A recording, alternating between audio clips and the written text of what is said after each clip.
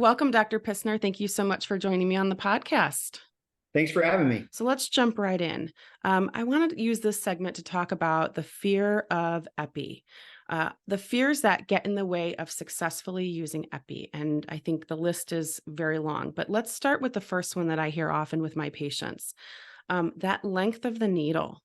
And, that's scary for not only kids, but adults who don't like needles. Fear of needle, I think it's something like 25% of, needle phobia out there. So it's a significant phobia.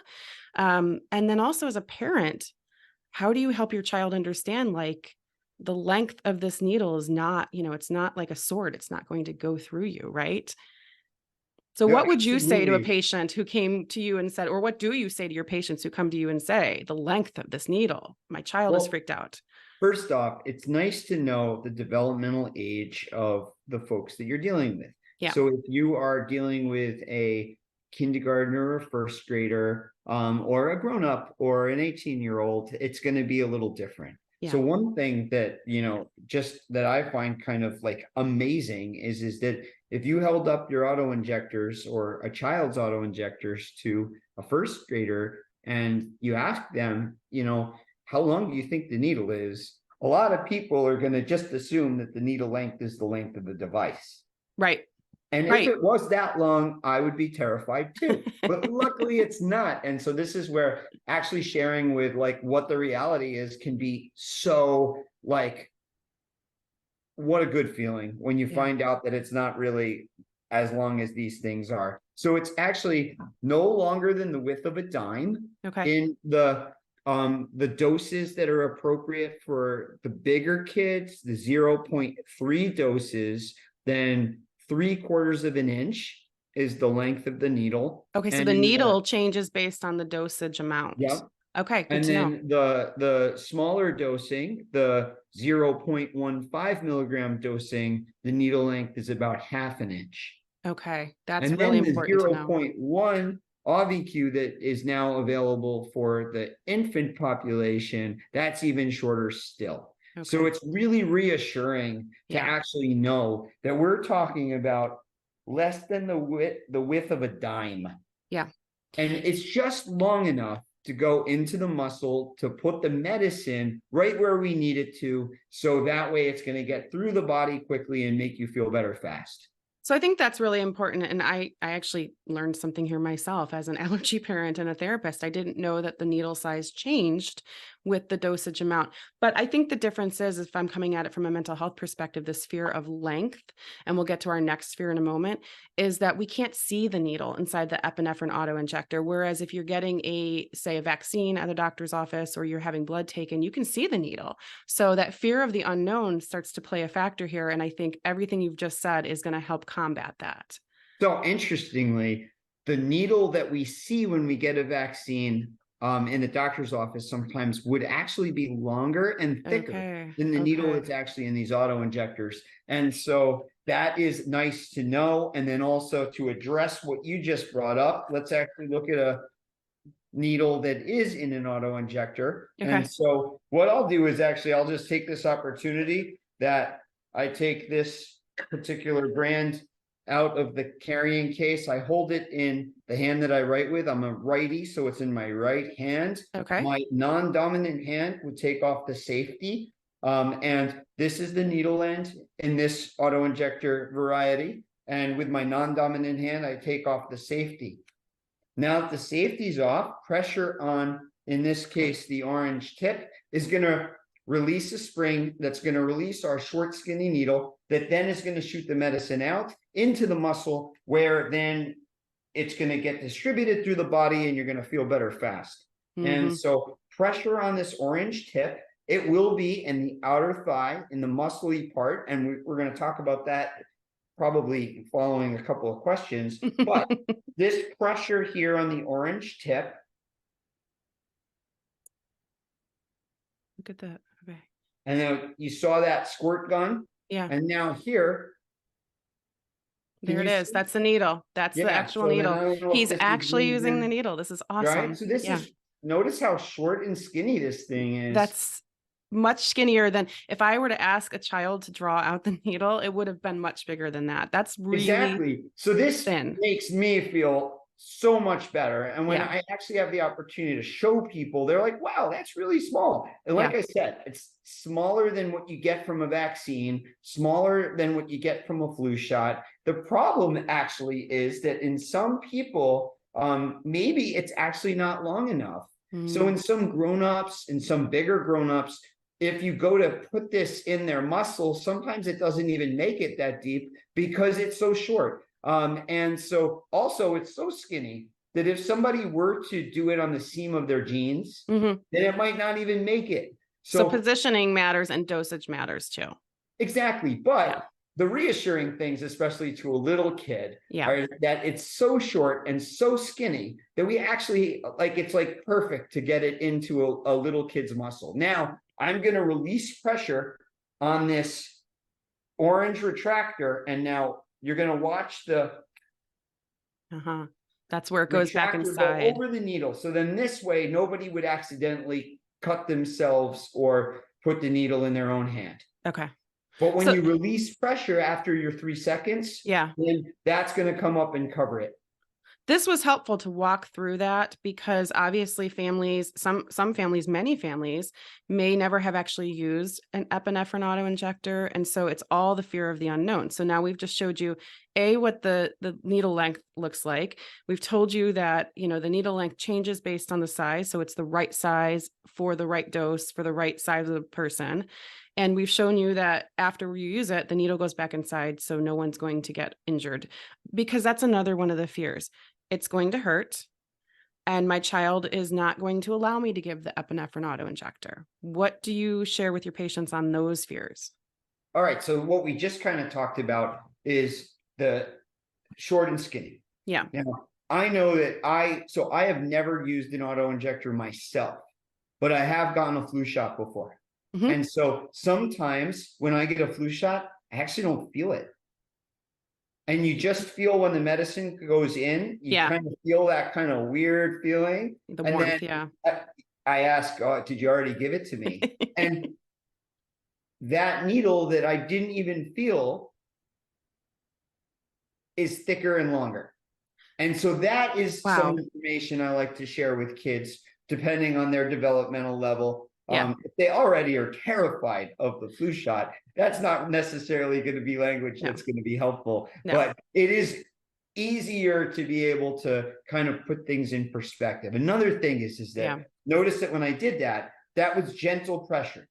So what we don't need, especially in a little kid, is a swing and a jab.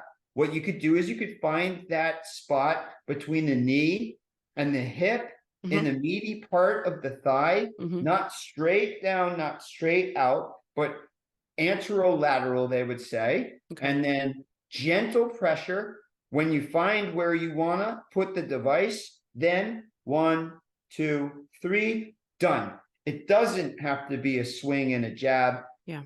It's 10 pounds of pressure that'll need to be put that would release the spring that would then allow the device to then inject. Okay. So Some, what? Yeah. one thing just to make sure that everyone knows is that there's different devices. Right. There's a device called the AviQ. This has a self-retracting needle. Hmm. So in this case, when somebody would give this device, this trainer keeps flat end against outer thigh. Then push firm. 2, 1. they ask that you hold that in place for 2 seconds, but the needle is in the person for about 0.3 seconds. So it on its own goes in, injects the medicine, and then self-retracts. Okay. Okay. Another device, one of the other generic epinephrines, this one, the needle after pressure on, in this case, the red tip, then the needle would be released from spring loading just the same. This particular generic epinephrine asks for a 10-second hold. Okay. So it's important to read the Doesn't have a needle instructions. protector. You're saying it's important to read the instructions based on the epinephrine autoinjector you have. That's right. Yeah. And they're slightly different times based on the different autoinjectors, but in all cases, those needles are similar length and similar thickness. Okay. So that's good to know that it, again, they're just different carrying cases, different devices, shapes, ways that, it's being carried, but the medicine, the needle lengths are all specific to the age of the person, the size of the person, and all of that. And the needle length is dictated by that. I think that that's super important. Before we get to our next fear, I wanted to just highlight something that you were talking about from the mental health perspective, because again, a lot of this talks about anxiety and fear, right? The whole topic of this conversation is fear of epinephrine use and things that get in the way. Language matters, right? So you just said you were talking about how do we talk to a young child about epinephrine use versus an older child, right? And so we're going to carefully choose our words and the way that we describe things, because we don't need to cause more fear, even if as a parent we're feeling fearful ourselves, right? So words matter, language matter, and I would even say, even for the allergist, that matters in the conversation they're having with the little patients. Yeah, some language I like to use, especially when I'm addressing a kid, is that this is medicine that's going to work quick and it's going to make you feel better fast. So I'm not talking about, especially to a kid, I'm not talking about all the terrible things that aren't going to happen if you don't give it, or feeling crummy if you don't. I'm talking about all the good things that are going to happen when you do give it. Right. That we're going to shut down this reaction fast. We're going to make you feel better quickly. The reason why we do it in the thigh muscle is because it lets us get the medicine to where we need it fast. Yeah. That our blood goes through our body and goes through that muscle and then quickly delivers the medicine, and then we feel better quick. So notice that I keep being repetitive about the feeling better fast. And if you're itchy, if your tummy hurts, if you're coughing, if you're wheezing, this medicine is going to work on all those things. Yeah.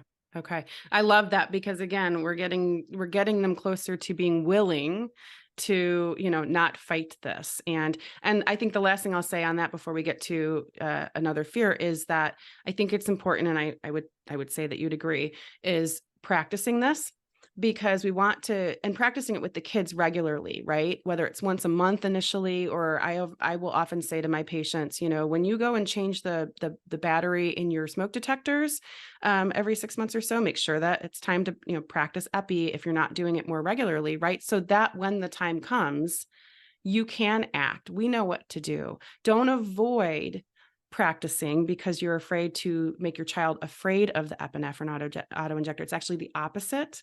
Help them practice, help yourself practice, so that when and if the time comes, it might not, but if it does, you feel more confident about using it. Plus all the information you're sharing here is going to be helpful. And what's going to be important to also know is, where is that kid developmentally? Yep. And then where is that kid also with worried thoughts and with their own comfort? Because everybody's a little different. We got some kids who get empowered by thinking and talking about something a lot.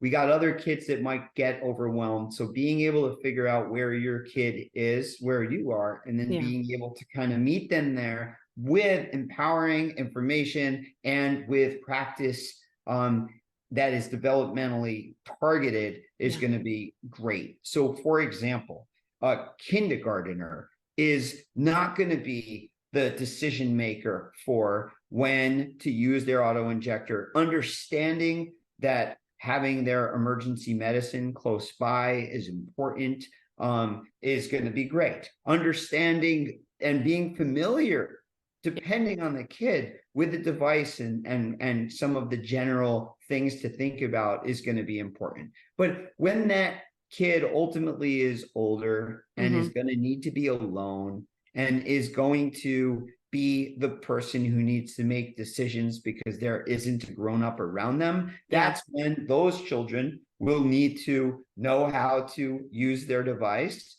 know when to use their device, and they'll need to be comfortable and they'll need to have trained.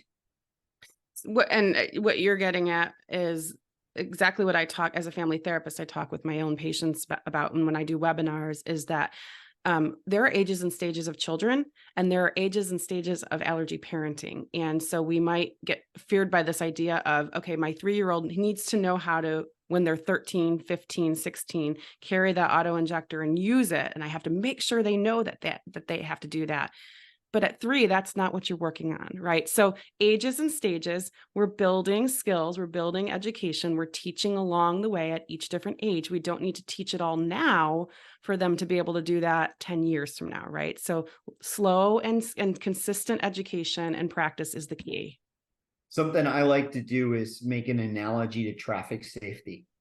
And so, and I think that food allergy management is like a great parallel to managing a car. We're never going to put a kindergartner behind the wheel of a vehicle, right? And it's going to take many different steps to get there. But we are going to expect that a kindergartner or first grader is going to get in the back seat. They're going to get in their booster seat. They are going to buckle their seat belt. But then it's a very different list of things that we're going to have as an expectation for a 18-year-old driver. And so it's nice to be able to put that in relation to traffic safety. I love that. We were just talking about driving before we got on here, so that really speaks to me today. There's a whole list of other fears, and in the, trying to keep this sort of bite-sized information nuggets here, let's really hit one more big one. And I'll put this one together. The fear of not knowing if they should use epinephrine, right? So we all have our emergency action plans as parents of, or somebody managing a food allergy. So we have it in writing, but that, is this the time I should use this epinephrine auto injector? Should I not? And the fear of, if I use it, is it safe? And do I have to go to the hospital? So that's one big sort of like tangential fear that I'd love to know how you address. Yeah, I mean, it actually hits many different branches in the same idea. Yeah. So a lot of times when folks are doing teaching about using an auto injector, using epinephrine, they say use epinephrine and call 911. And so now we're not all saying that because by giving epinephrine, it's dangerous and now you need to call 911. You're calling 911 because calling for an ambulance is going to bring backup in case the epinephrine doesn't do exactly what we want it to do. And so epinephrine is safe. And as I said before, it works quickly. And so there are some times, though, that a kid might need IV fluid, a kid might need oxygen, or a grown-up too. And they might need more epinephrine. And it's always nice to bring friends. And that is what ultimately an ambulance brings. But the sooner someone treats with their epinephrine, the less likely they need all those things. And so if someone is having the type of reaction that is more than one system or a severe symptom, then those would be the times to give epi and not delay. Right. Because then the sooner epinephrine is used, the quicker it shuts the reaction down, decreasing the likelihood that then you might need more things like oxygen, IV fluid, or a hospitalization. And so epinephrine gets control. So if someone is uncertain, if they don't know whether or not they should use it, by actually using epinephrine, it can shut a reaction down and give somebody time to then think, okay, now should I call an ambulance? Because now once they give epinephrine, then that is really going to perhaps stop the process in its tracks. Well, again, what you're talking about is similar to anxiety, right? We don't avoid the thing that makes us anxious. That doesn't actually help the anxiety calm down or get under control. It actually makes it worse. It's the same thing with a reaction, right? So sometimes we have to do the thing that feels very uncomfortable, both physically and emotionally, by using epinephrine auto injectors to stop the process, or at least to give us time to assess the next move. Well, my challenge there would be that I feel like when I think about epinephrine and when I talk to families to try to talk to their kids or themselves about epinephrine, epinephrine makes me comfortable. That's the Right. thing I that like gives that. me control. Okay. That is the thing that now that we went through short, skinny needle, delivers the medicine right where we want to, Quickly. gets there quickly, and it's safe. Yeah. Yeah. If I have any uncertainty, if I'm worried about a situation, I don't have to worry as much once I just use it. I love what you're saying, because really you're getting to the heart of the work that I do is, helping to change that narrative to be one that helps us do these things. Right. And so parents can help their kids become more comfortable with the idea of epinephrine, or just, seeing it and the idea of they may have to use it by talking about the good parts of it, the positives, how it's helpful, how it's a tool that we use, just like, we use a Kleenex to blow our nose when we're stuffed, like to clear that up. It's just a useful tool. It's the narrative, it's the words we use, it's how we talk about it that matters. There's another concept of this that can get in the way. That may not so much be an issue of fear, but then also a practical issue. Yeah. Some people have expressed that they don't want to use it because they don't want to have to call an ambulance. Yeah. And so this has actually been something that some of the allergy societies and some of the clinicians, and I also with my patients, have had this direct conversation. During COVID, a lot of people did not want to have their kids exposed, and they didn't want to call an ambulance. And so actually the allergy organizations did put out some guidance around that.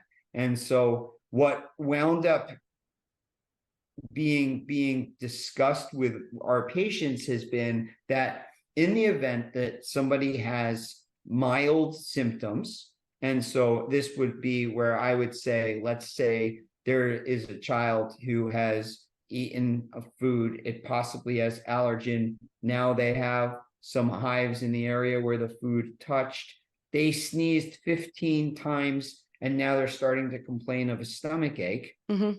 You could see that these are mild symptoms, but it's more than one system. Right. And so then that would be the kid that I'd want them to treat with epi, shut that thing down.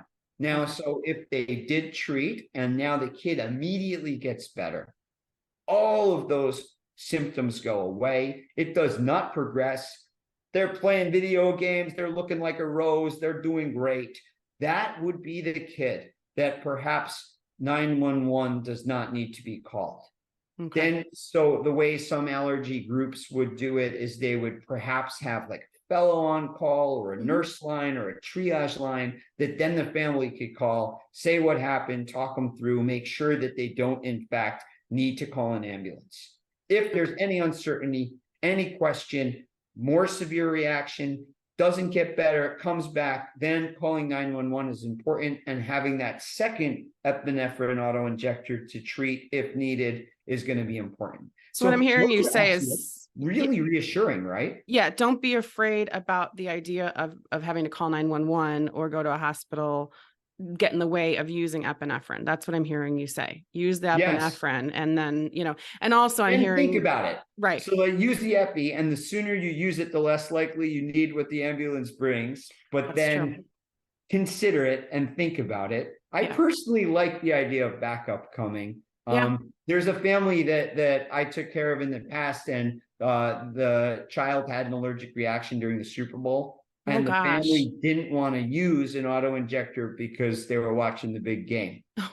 And so they kind of messed up twice, right? So that's kind of where get control, treat, and then decide whether or not you need to call 911. Call your friends. Again, let's use the good words, right? Call your friends, the ambulance, your friends in the ambulance. I think it says at the beginning of the podcast, but also, as practitioners, we always say, this is just general guidance. Ask your own healthcare providers, your own allergist, your own allergy team, what your specific protocol needs to be with regards to calling 911, right? So this is just education. We're just sharing, we're talking about this as practitioners, but everything we talk about, you need to have a conversation with your own medical team, and don't make any decisions about anything or changes without first discussing with them. So, of course, but again, this is good because this is hopefully going to help people think about epinephrine differently, think about how to talk to their kids about epinephrine differently, and think about how to ask different questions to their own healthcare team about epinephrine to help decrease their own fear of it too. Is there anything you would, as we're wrapping up, one thing you'd want somebody to take away from this discussion? The one thing. That when in doubt, get control with epinephrine. Yeah. It's safe, it works quick, it makes you feel better fast. Yeah. And tell your children that too. Yeah, Because and that's then helpful. in a developmentally appropriate way. Yep. Communicate to them where they are and where their management needs to be, Yeah. depending on, if they are right now on their own and calling their own shots, then they're going to need to know a little bit more than the kid who right now is going to be always with a grown-up. Yeah, right. Meet them where they're at developmentally. I love that. So, all right. Well, we are going to wrap this portion of our chat up, and then we'll be back to talk about some other things as well. So thank you so much for joining me, Dr. Pissner. This was a wonderful conversation. All right, my pleasure. That was fun. Take care.